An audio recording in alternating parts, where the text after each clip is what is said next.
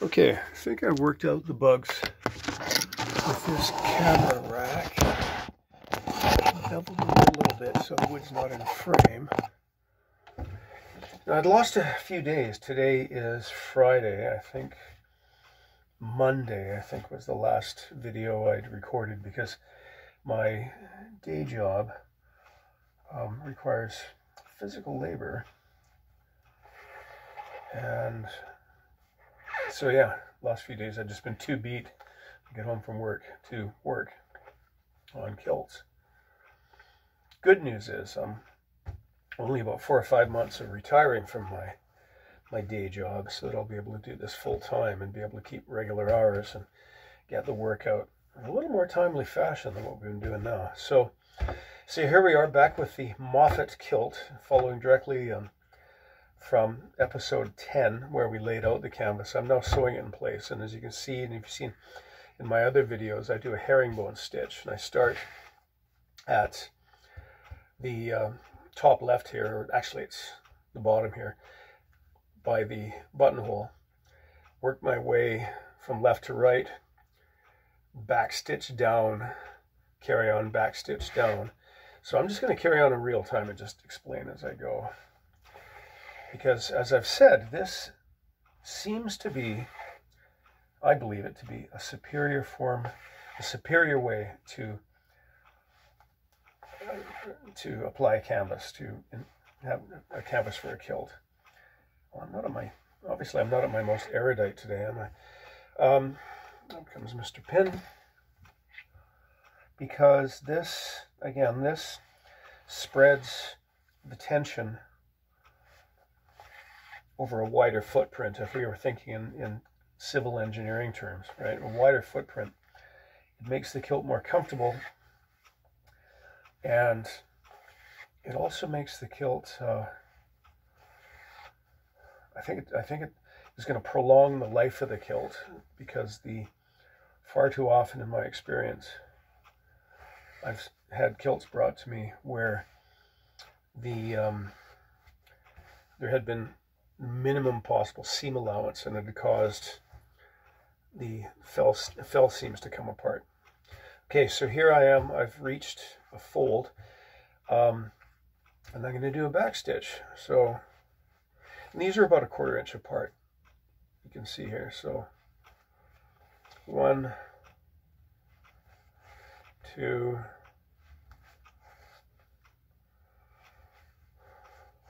3,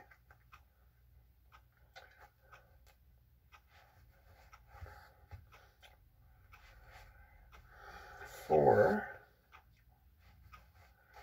and then I carry on.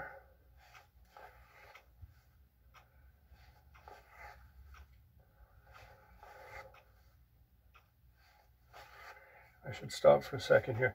The tremendous advantage of these folds means that they allow you to achieve the radius, keeping parallel with the top of the kilt, while retaining structural integrity. Because I've seen far too many kilts where the canvas, oh God, I've seen kilts with fusible interfacing, you know, just laid out and then ironed on, so it basically is glued to the cloth, and it's pointless. It's ridiculous, and it's unprofessional, and it's pointless. It doesn't achieve anything, because again, the canvas isn't there to provide shape as it does with the front panel of a coat.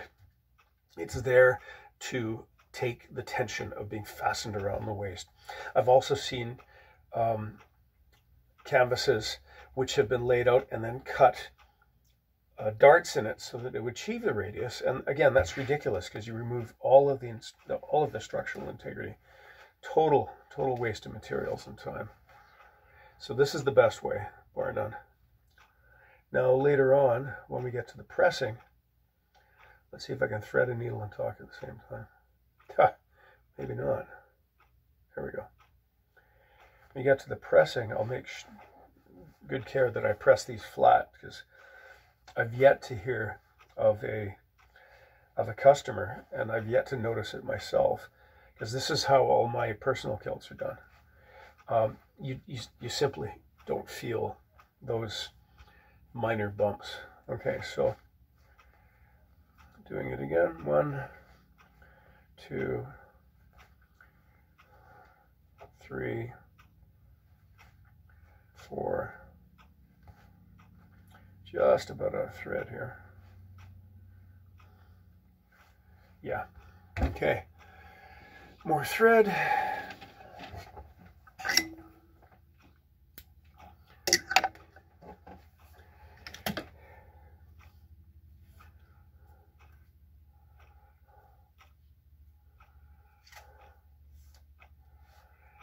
Pretty much going to work through the weekend. It's, again, Canadian Thanksgiving on Monday, and we'll have a bit of a family feast, but I don't really have anything else planned. I think Monday morning, just for some work-life balance, we're going to go out and do a really punishing row. Take the boat out and row, I don't know, see if we can get 8 or 10 nautical miles in. I don't know what that is in kilometers, just to get the exercise. Aside from that, I think I'm just going to work on this. Come on.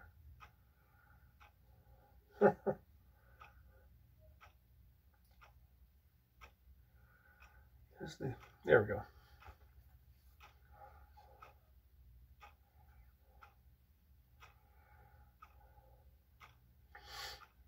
Oh, and remember those 3 kilts that that emergency order for 3 kilts for that father and 2 sons with the incredibly tight timeline. They came over yesterday. They flew over at about 4. They met me here at about 3:30, 4 o'clock. And they fit perfectly. I'm delighted because I had done this without any trial fittings. You know, I'd measured them at the get-go when we first met and received the cloth off of them. But I measured them when they first met, but it was simply unable, it was impossible for us to meet for a first trial fitting, right? I had to do it right in one go, and I did so. So I'm pretty darn pleased about that, because even with my experience, that's not always possible. Now, of course, bespoke is forever. So, and once again, I told them that if there's any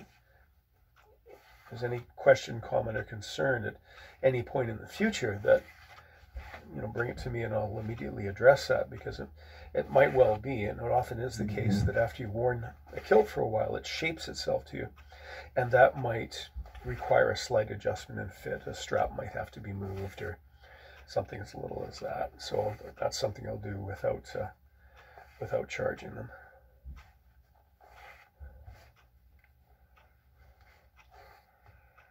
Okay.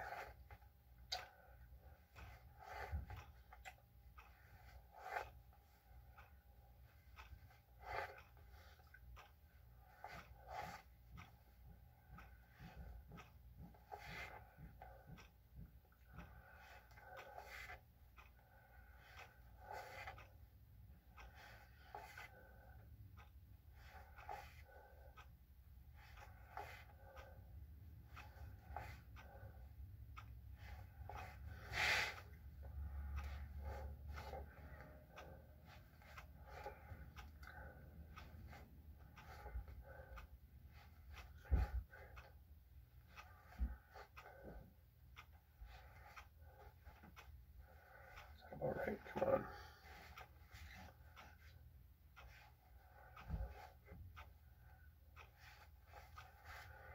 That's good. I think what I'll do today, it's Friday. I've been home from the day job for a couple hours. I caught up on some of my paperwork, but I think at the end of this episode, I think I'll stop work for the day. At least sewing. There's always, I take a look at my books, or any number of other things that I should be doing, but that I will be up at 6 o'clock in the morning tomorrow. Get a cup of coffee down my neck. And then let's see if things don't go wrong, I could possibly end tomorrow's work day by giving this kilt its first press. And as soon as I finish the kilt, well, this case I am going to pull the fellow, or ask the fellow to come in for a trial fitting because, well, he's local and we have the time.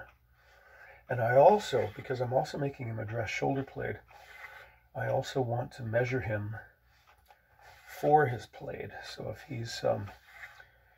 he's willing, possibly we can record that as well.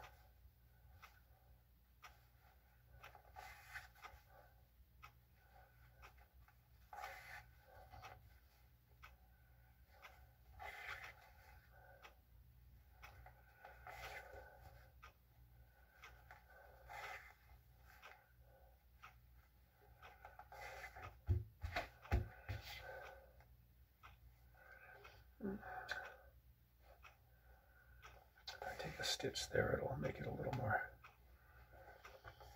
less stretchy. There we go, one. That's the other thing I can do my best today because I've been just in such an all-fired hurry with the deadlines that I'm kind of noticing that people have been commenting and such, but I haven't taken the chance to, or taken the time to actually read and reply.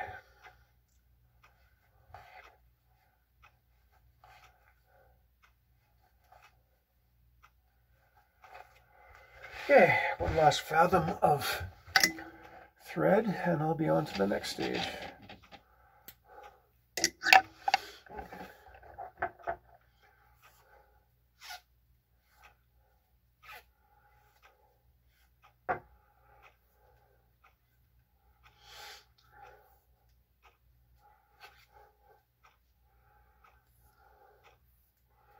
There we go.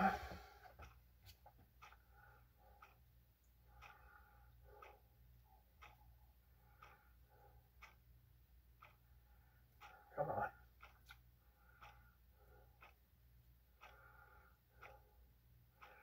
Kind of laughing at myself that it took me this long to dream up this camera bracket that I made, that the camera's sitting in now, because it means that I don't have to wait until my cameraman is available.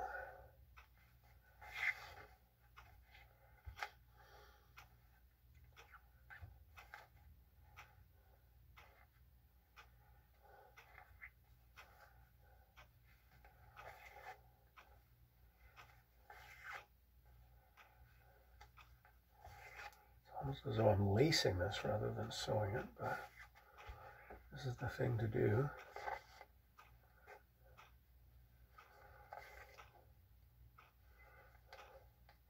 I have seen kilts, I have seen canvases put in with the herringbone stitching rather than going left to right as I've done here and horizontally. I've seen it be sewn in vertically, and I cannot agree with that, because the whole point of sewing this horizontally from left to right that we see here is that a herringbone stitch has a bit of give in this direction, but no give at all, really, in this direction. So by sewing the herringbone up and down like that, you're depriving the kilt won't be able to move and settle and shape itself to the customer's body. Won't this be funny if I'm just an inch or two too short on the thread? Well, when I say funny, I mean exasperating, because I'm an inch or two too short on the thread. I have okay, there's a clue of thread left over from another seam I just pulled out of my piece of blanket that holds all my needles.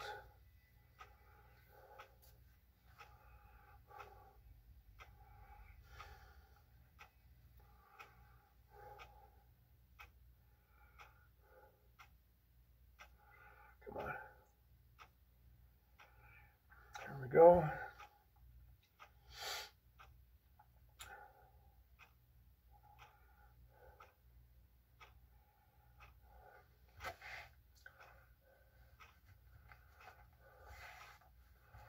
There we are, and 1, 2, 3 overhand knots, and then stitch back 1. Okay, that's plenty strong enough. Then tie it off. 1, 2, 3. Felt the knot sort of click into the. I felt the click as the knot entered the cloth. Okay, cool. Got some extra clues hanging off the edge here. Let's cut those off. Right on. Put the needle away. And next stage. Now you remember when I laid this out, I used to just measure the canvas from there, but now I give it a bit of an extra, so we got to fold back. And again, that purpose of that is to give a little extra support right here, so that the cloth is, the cloth is less likely to. It's not going to droop and fall over, but a little bit of extra support there is nice. And also, it distributes. It takes on a little bit more of the load because on the outside the strap is going to be right there, and this is just a slightly firmer foundation. So I'm just going to turn that in again. As you can see, I've relieved it so that when we sew in the lining, we're only sewing through 1 thickness of canvas rather than 2. We don't make things harder for ourselves. We don't need to. Okay, pin those back in place. Now let's grab some thread. Get the needle I want, so I'll be able to. Pardon me.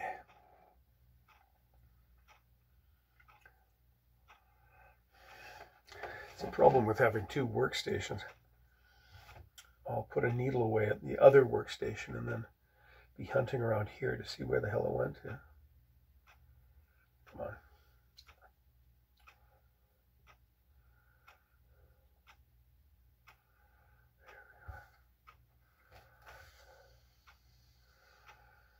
You probably can't see this very well because it's white cotton basting thread against the unbleached cotton twill.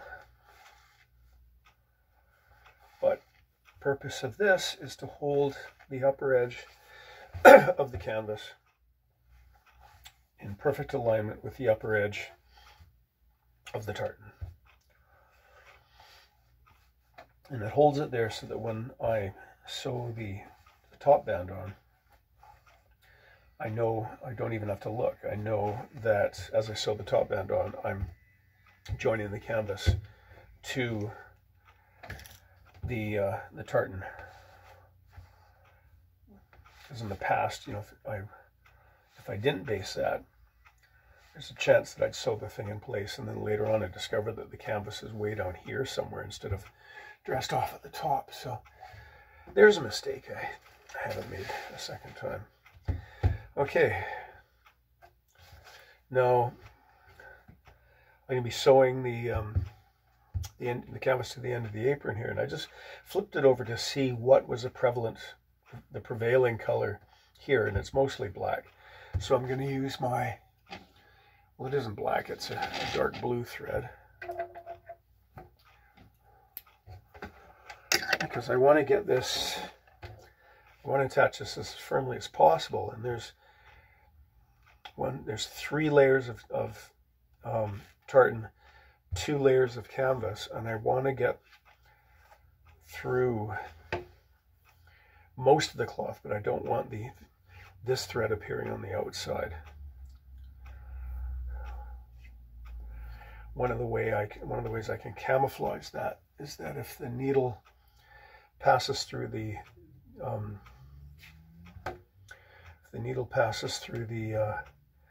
tartan, if it comes close to pricking on the outside, if the thread that I'm sewing with is parallel, pardon me, to the twill weave of the cloth, it makes it much harder to see. Now, I don't want it to penetrate at all. I want it to just sort of graze the inside of the outer layer of cloth. But there is a pretty good chance that it is gonna go all the way through. So by orienting my needle with the pattern of the cloth, with the twill of the cloth, I have a chance of, okay, I'm gonna fix that. That's kind of sticking up. When I'd be sewing it later, I would be wondering why I had an extra layer of canvas in there. Good. That'll do. So I'm just feeling I can feel the edge of the canvas. Get rid of that needle right now. So I'm starting below there. Can you just see the tiny little reflection of the needle? The needle is visible there. It's about 1 millimeter, about less than 1/16 of an inch, 32nd maybe. So that is, granted, it's gone all the way through, but it's not going to be visible. And it's achieved the end of attaching this cloth. Same thing again. Good. See, I can be relatively complacent here, but it's down here that I want to be particularly careful that it doesn't penetrate here, because that'll show up like, well, it'll be super evident. And even if the customer doesn't notice it or comment on it, I know it's there.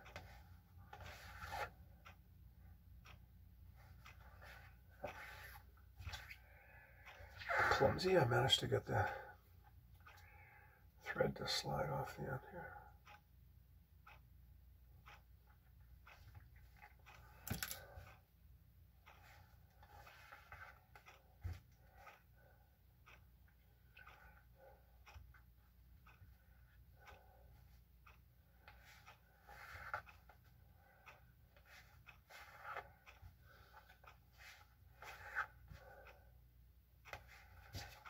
Yeah, it's all but invisible on the outside.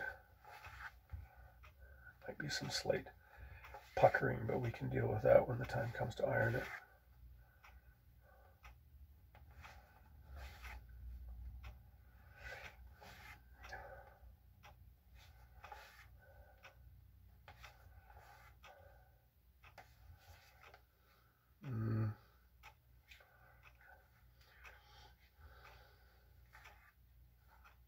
Yeah.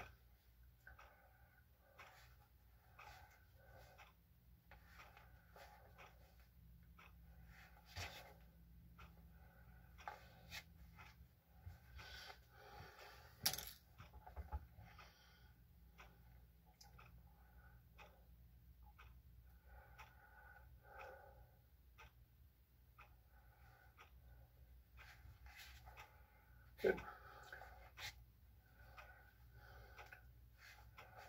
And of course, once again, thread was slightly too short, so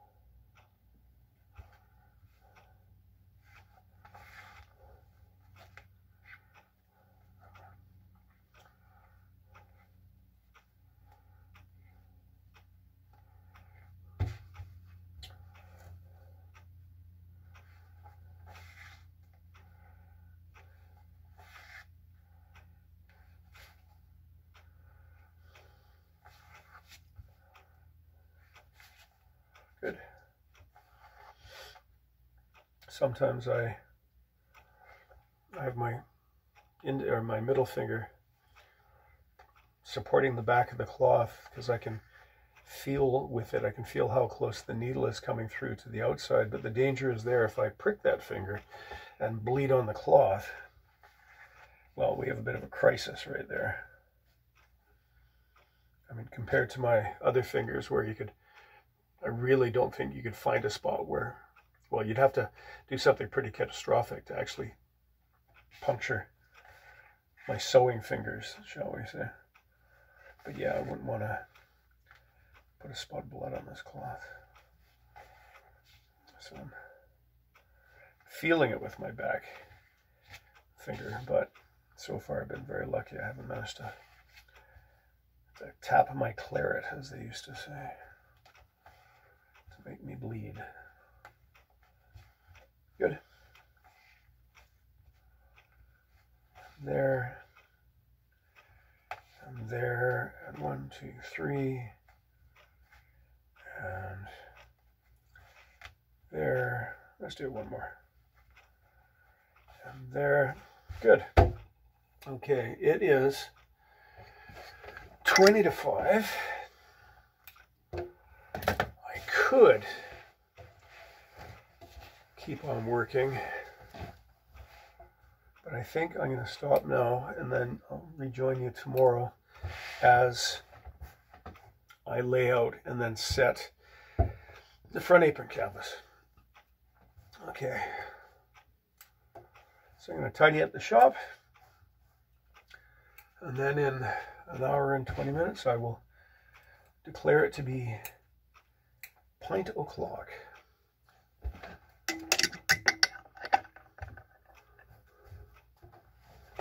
Here's where I sign off. You can see there's a knot on the inside of the cloth. It's not visible from the outside, but there and there, they must have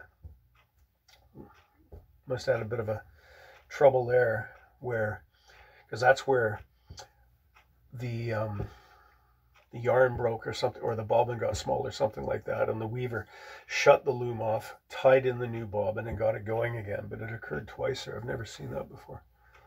But it's always on the inside of the cloth where it doesn't show on the finished kilt.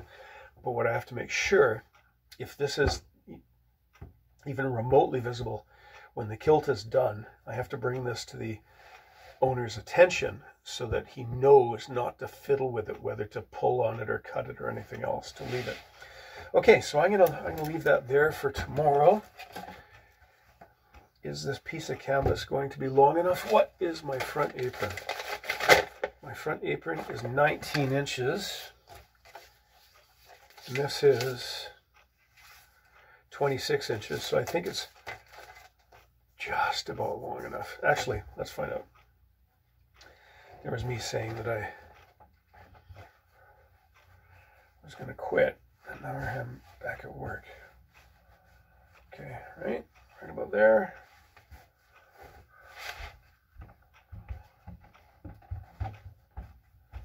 Get in there. Okay.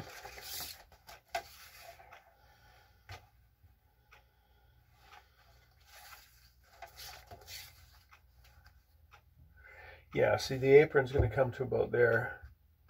That's cutting it a bit close, but that's exactly the length of cloth, really. Plus or minus a quarter inch. Good. Okay. I'm going to take this out so that I'll know to set it properly in the morning. And I bid you a good evening, and I'll check in with you tomorrow. Phone out of this thing.